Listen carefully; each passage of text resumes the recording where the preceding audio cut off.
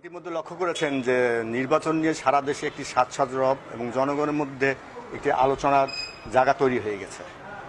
আমাদের নির্বাচন নিয়ে বহির্বিশ্ব কি বলল না বলল, এটা আমাদের দলের রাজনীতির মধ্যে দিয়ে আমি যেটুকু বিশ্বাস করি, এটা আমাদের কাছে কোনো ফ্যাক্টর না।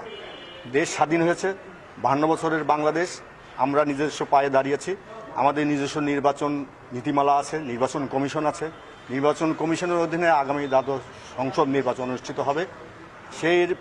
তারই পরিপ্রেক্ষিতে আমি আমার দলের পক্ষ থেকে আজকে কিছুক্ষণ আগে আপনারা লক্ষ্য করে দেখেছেন যে আমি দলের পক্ষ থেকে নমিনেশন পেপার জমা দিয়েছি এবং আগামী নির্বাচন শান্তিপূর্ণভাবে একটি ক্রেডিবল নির্বাচন হবে এই প্রত্যাশা আমার যেমন আছে, টোটাল জাতিরও সেরকম আছে। আমাদের দলের রাজনীতির পাশাপাশি আমরা 14 পার্টি অ্যালায়েন্সকে গুরুত্ব দিই।